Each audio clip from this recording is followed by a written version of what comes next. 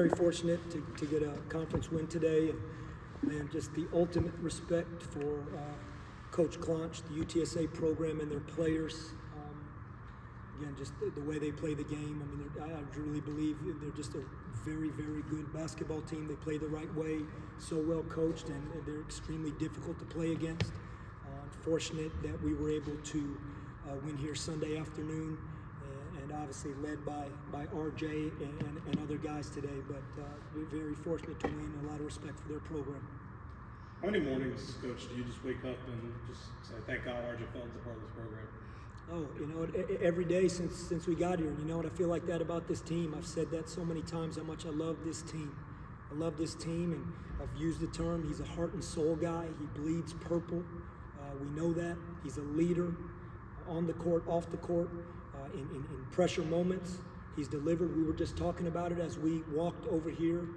Some of the other games that have felt like this, whether it be at home or on the road, and he knows how much we love him. But you know what?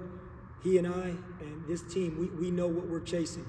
And he's as hungry as anyone, and it's all about staying hungry right now. That's it.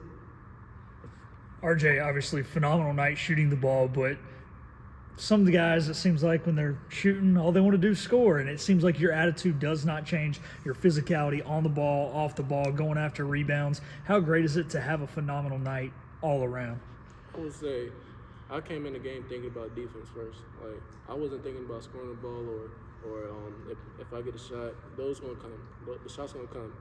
I would say coming in the game, even though we lost it to Lane, we was trying to build off that. We was coming in the game like a defensive mindset.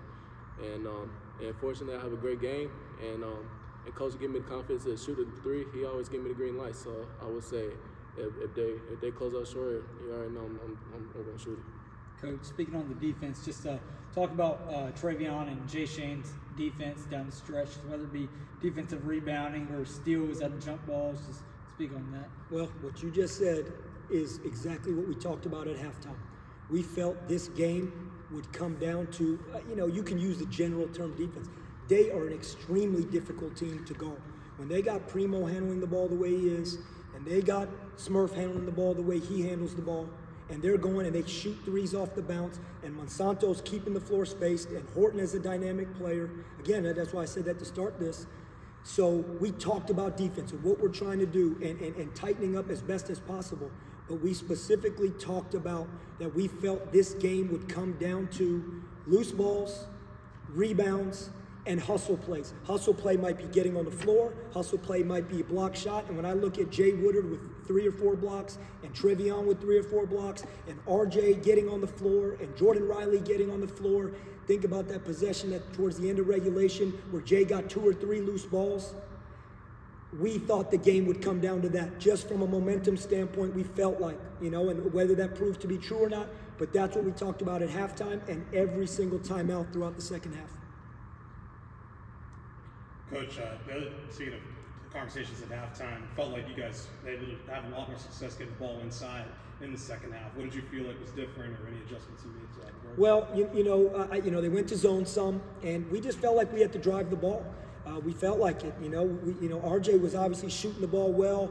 Jan shot the ball. Trevi made a huge 3 early in the game, but that's not where we want to make our living, okay? This team, the game before us, they took 38 threes their last game versus South Florida and made 15 of them, 9 of them off the bounce.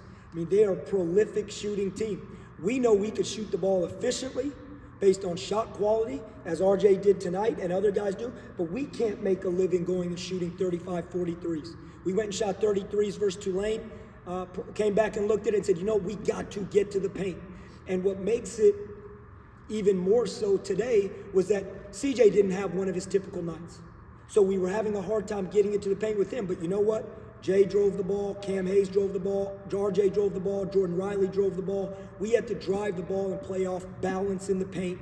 And I thought particularly the last 10 minutes in overtime, the whole second half, as you alluded to, but particularly the last 10 minutes in overtime, I thought the guys really did that. And then the free throw line was big for us.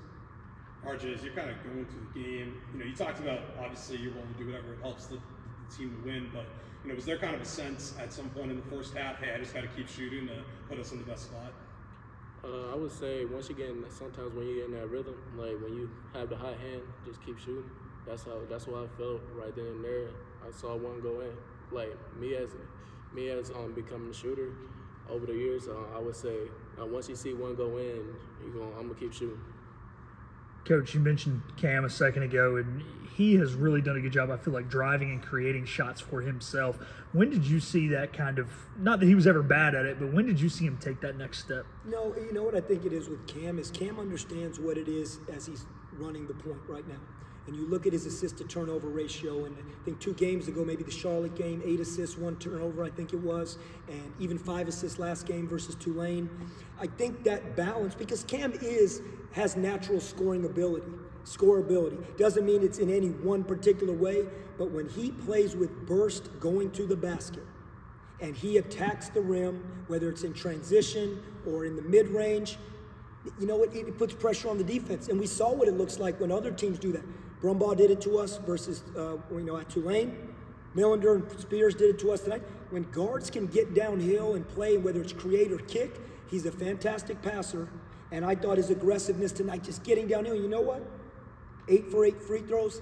I'm going to guess, and I haven't looked at the stats, but I'm going to guess that's more than half of his total free throw attempts in conference play. Half, in terms of 8, I bet you he hasn't taken 16 or 17 in break. And, I'd have to go confirm that. But that's big for us in going to the free throw line. We want our PG and our guards at the free throw line. And he stepped up and did it. Speaking of conference play, Coach, you have Tulane, Charlotte, and FAU left. What do you have to say to the fan base and the crowd here in Menzies just closing out the season, trying to close a little bit? We have, what I would say? We have 2 home games left. This team, if they tell us we got to play for 2 or 3 hours, 6, 7 overtimes, they have to peel us off the court till we get back in that locker room, until they tell you have to leave. So if they want to see team play like that, and here's what I'd say, they got 2 games left at home to see him. And I'd come and support him because he has put his heart and soul for Greenville and ECU. He loves this place, and he deserves it. CJ Walker deserves it. Cam Hayes deserves it. And we got a chance to do something special here with 2 more home games. And you know what? But we're just taking it one day at a time. But it was electric when everyone got up on those last possessions. That stuff matters. It affects the other team. When the place gets like that on big possessions, maybe it's communication with each other. Maybe it's communication with their coach. Maybe it gets the shooter a little rattled. That stuff matters. And it would be sure great to see 8,000 in here for our last 2 games, to see him and to see these Pirates fight down the stretch.